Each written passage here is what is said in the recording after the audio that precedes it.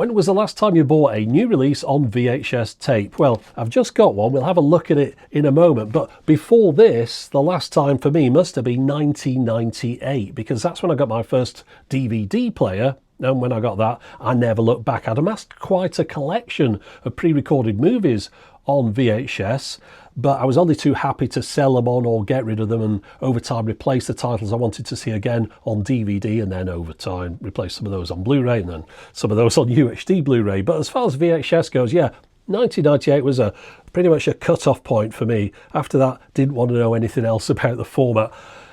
I can see why people do have a nostalgia for it, but for me, I've got a nostalgia for the era when I was collecting those movies, but not for the format. The format, I knew at the time, wasn't great, and as soon as DVD came along, I was happy with the quality upgrade, the extras, the sound improvements, everything. So yeah, VHS died a very quick death in my household, up until now, because I've got one. Now, I think this is trying to appeal to the sort of nostalgia collectors market. I'm not too sure who. I got one because I've got a YouTube channel, you might have seen it, and I look at formats, and this is a format that I haven't looked at for a long time. It's given me the excuse to break out some VHS equipment that I can show alongside this. But yeah, the title I've got, I've just opened this up today. Whoops, I nearly dropped it on the floor. Yeah, it's not a new release. Well, it's a new release of an old film. It's Escape from New York.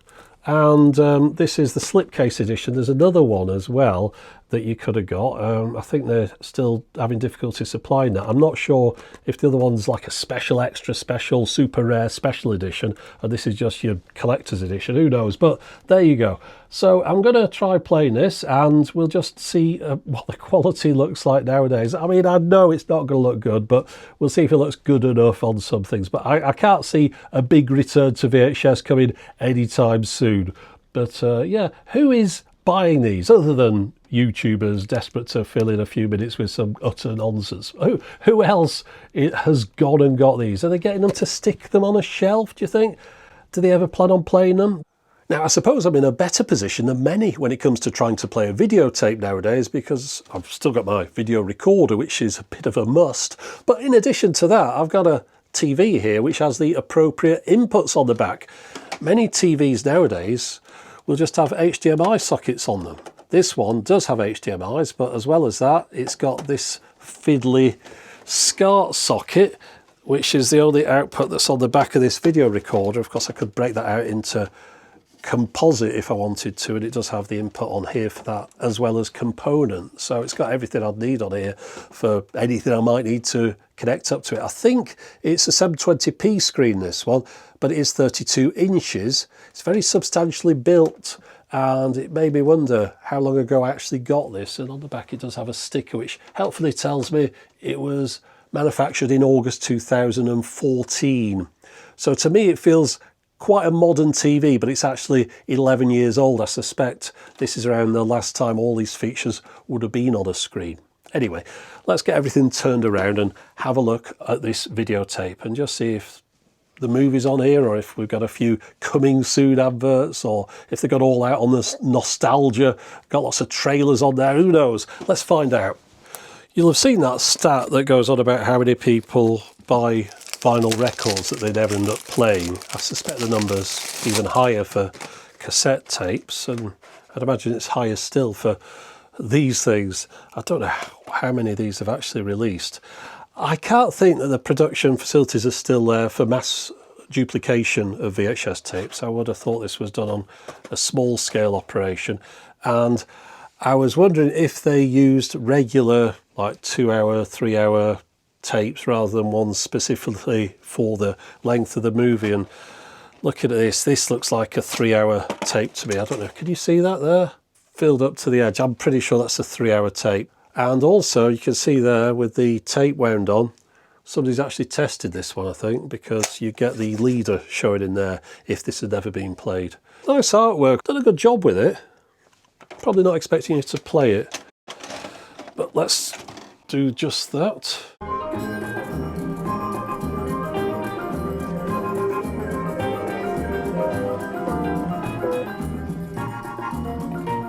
Does make me feel like watching the film again, but perhaps not on VHS. Now this is a widescreen release, which of course means we're still restricted to the 4:3 aspect ratio of the VHS format. We're just putting a letterboxed video in the centre part of it, and that means that we're only using a small proportion of the overall vertical resolution of the format. In fact, it looks a lot worse here than it probably would have done if this had been issued on VHS widescreen back in the day, because I think back then they would have zoomed it in a little bit to a 16:9 aspect ratio. Here they seem to have gone for the full 2.39 to 1 of the original, which I don't think they would ever have done because it just looks a little bit too mushy. Just to give you an idea of a 16:9 video release, I've got a copy of The Killer still on VHS tape. I'll just put that on the screen, and you can see here they've actually moved the video up in the frame a little bit, so they've got room for the subtitles at the bottom, but that's the 16:9 frame on a 4:3 screen. It looks a lot more acceptable than the what looks like 2.39 to 1 of Escape from New York. It's just a little bit too small, and then when I zoom it up on my LCD television, it really does a bad job of zooming in on that, because it's got to zoom in on it horizontally and vertically, and it just ends up looking pretty poor. Worse than it probably would have done on the original VHS release of this, I'm quite sure. We'll move on from there, and let's try it with a CRT screen, because back in the day I wasn't able to watch films on a 32-inch LCD. It was more on a CRT. I did manage to get a bigger CRT, but I'm damned if I'm going to be lifting one of those things in here now. I think I had a 36-inch that took 2 people to move, but I've got a smaller one. Let's plug that into the video recorder. That one only has an RF input on it though, so the quality will reduce even further. But if you're into the retro low quality look, this will definitely hit the spot. This is a Philips Discoverer television. Let me just turn it around. This was the kind of thing that kids would have dreamed of owning back in the 1980s, but just look at all those reflections on the screen there. I really don't know how I managed to put up with a CRT all those years ago, but of course you did, because it was the only thing that was available, and it was just amazing to have your own TV at the time. But I thought closing this visor might improve things. In fact, it actually makes things even worse. So I think I'll leave it up, but I don't think I'm going to continue watching it on this screen, even though it does look better on here than it did on the other one. I want to try a couple of other options as well, so let's move on and do that. Yeah, so for this one I'm going to swap the screen, but I'm also going to swap the video player. I say player because the next one is just a player rather than a recorder, and I might play it outside as well. Let me show you. You see, inside this box I've got a videotape player that runs off a battery. Charged the battery up already. I don't know how long I'm going to get out of it, but long enough for this video I'd imagine. So let's figure out how this thing plugs in. I've certainly had it plugged in once before, but it's a long time ago. Right, so it goes on the base here. It's like a camcorder style battery. Right, so pop the tape in. Pop the tape in. Right, unfortunately, despite the fact I've charged the battery all night, it's not holding a charge, which is not exactly surprising. So let me just go and get a power bank for this one. Right, well there you go. You can now watch your videotapes in the garden whilst getting a bit too hot and not being able to see the screen at all. You could also watch this in your car. It does have a car adapter. You've got a remote control as well, but yeah, it looks like the battery on this one's failed. I think we should take this one back inside, because can you see anything on that screen? I can't, but I'm pretty sure it's working. Let's have a look. Right, so there you go, it's working just fine. And you can actually see it indoors, although I can't see it from the angle that I'm at. In fact, I'd have to be dead on to see this thing properly. It just shows you how much LCD screens have improved over the years, but this was a reasonable sized screen for a device like this back in the day. There were other portable video tape players that had much smaller screens than this one, and it is still working just fine. The issues I was having earlier on with the eject mechanism were purely down to the fact the battery was dying halfway through operation, so it wasn't getting things done properly. But as you can see now, I can eject a tape just fine. I'm going to show you one of the other videotape recorders that I've got that has a screen on it that was a portable device. I don't believe it works. The last time I looked at it, I'm pretty sure it was stone cold dead, but let's just have a look at the design of it, because it's something that quite a few people keep linking me to over the years and say, oh, you should get hold of one of these. I did years ago and it didn't work. And it's not entirely uncommon for old videotape recorders. They aren't the most reliable of things, but still, we'll just have a quick look at it. Okay, so here we go, and I'm pretty sure it's going to do absolutely nothing. This might be the most exciting part of it. As you can see, it's a multi-system device, NTSC, PAL, CCAM. That goes for the video playback as well as the inbuilt TV tuner, which of course is analog. It's branded up as Hitachi. I have seen them with other brands on though. I don't know if Hitachi are the original manufacturers. I think it's probably quite likely. Now inside here, I'm missing a few of the components, including the power adapter. We just have the main unit. Let me just get the rest of the box out of the way. So there you go, laptop AV. I mean, it's an interesting looking device. Got an antenna on the back here. Audio and video in and out, just mono only. On this side, we've got our power input. On the back here, I think this is where the battery goes. Let's just see if we can open this up. Yeah, no battery.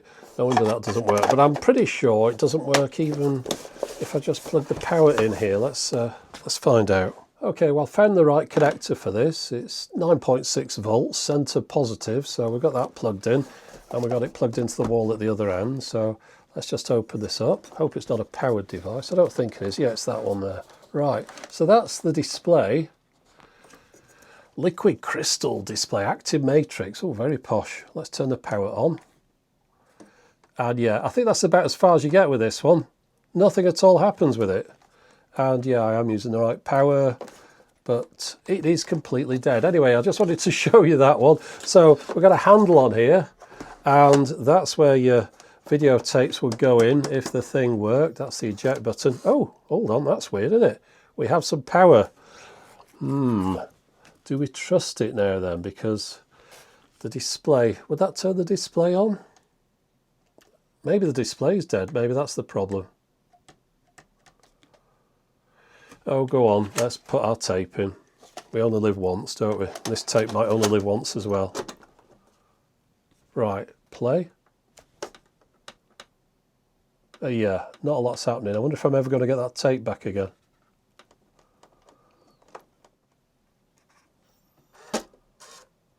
Yeah, I think we'll leave it there. It very nearly swallowed that up. But there you go. That's an interesting looking device. But that's about all I can say about it. One more thing I want to try playing this on. I just want to show you something. Now, since it's the first time that I've had a video recorder set up in here, I thought it would be a good opportunity to see what VHS looks like on a properly large screen. The last time I had a video recorder in the house, my TV was perhaps 42 inches and it didn't look good on that. So it'd be interesting to see how poor it looks on this. Now, of course, it's not a fault of VHS. I mean, it's a 1970s technology, and that was one of the reasons it started to fall by the wayside. As people got larger TV screens, they really started to know the limitations of VHS, and they were only too happy to move over to DVD. Now, I had a bit of an issue yesterday because I wanted to put the video recorder onto this screen then, but I couldn't get it to sync through this device. Normally, if I wanted to play an analog source via HDMI, I'd run it through my video capture device, which has an output on it. For some reason, it wouldn't sync up. So instead, today, I've been waiting for this to arrive. It's a SCART to HDMI device, just a cheap one, and we'll see if this thing works. Because if it does, there's something I want to show you in this movie that I noticed in one of the early scenes, something that I probably wouldn't have noticed the last time I saw this. So let's see if we can get it all connected up. This adapter, by the way, not very good. You can't do like fast forward and rewind through the movie while keeping it playing because it loses a sync and it just blanks out, and you can't pause for a similar reason. But the thing that I wanted to show you is coming up in a second. On the table here in the middle, this white thing that's over there and just zooming off past. It was only when I was playing it earlier on that I realised this was in the movie. I think I'm going to get a download now so I can show you in better quality. But just look, it does appear again there. Can you tell what that is? Right, I've just bought this on Apple TV. So let me just play, because I've got it in the right part of the movie again. Yeah, so that, ladies and gentlemen, is a JVC 3100R from 1978, a black and white radio TV combo. And the president has it in the middle of his conference table, probably because it looks a little bit futuristic, even for a film that was made in the 1980s.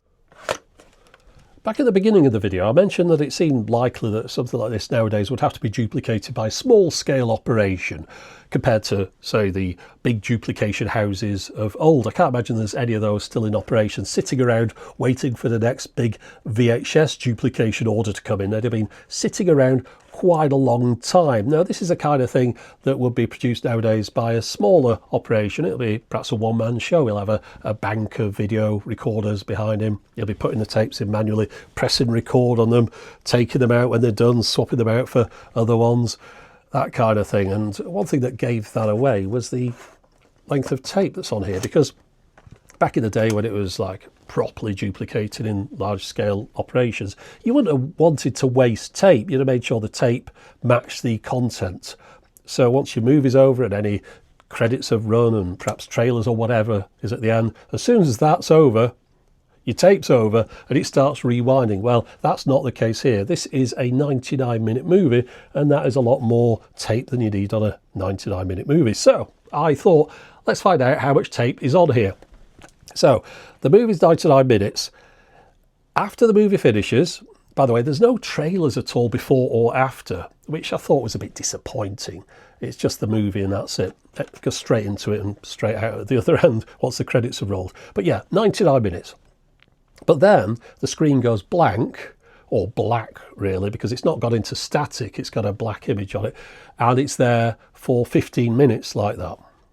And then all of a sudden the movie starts up again. We've then got 25 minutes of the movie again, the first 25 minutes right from the beginning, and then it all of a sudden just cuts out and goes to static, and then that static remains on screen for 11 minutes, and then the tape finishes and rewinds. So altogether that's 150 minutes.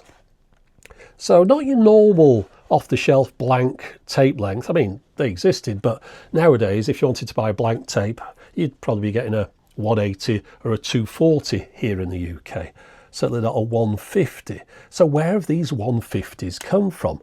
Well, it turns out that you reuse them. Yeah, this is a used tape.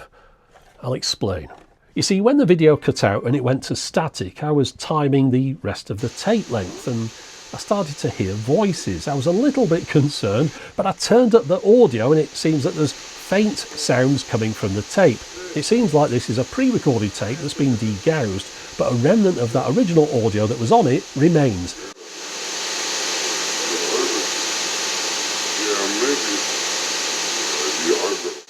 Now it fades in and out because of the degaussing process, but from the tiny snippets of voices that I can hear, it appears that it's playing slow. Now that would indicate that this was a recording made for playback on an NTSC machine, because NTSC tapes play faster than PAL ones. They're 335 centimeters a second, whereas PAL play at 2.339. Now I think there's a laughter track on there, and it seems to be all talk and no action, which makes me pin it down to not being a movie, more likely to be a compilation tape of some TV sitcom.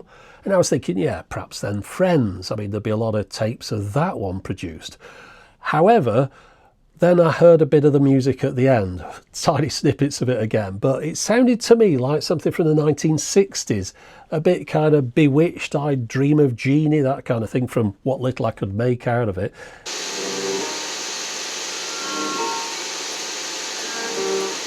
I think the theme at the end might be the thing that some people would recognise. So here's the mystery.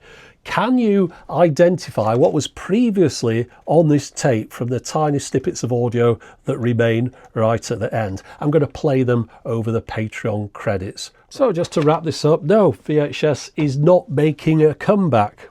Neither's 8-track or cylinder records or even compact cassettes for that matter. No matter what your local TV reporter regurgitates in the same report every single year when sales are up. No, none of these things are coming back.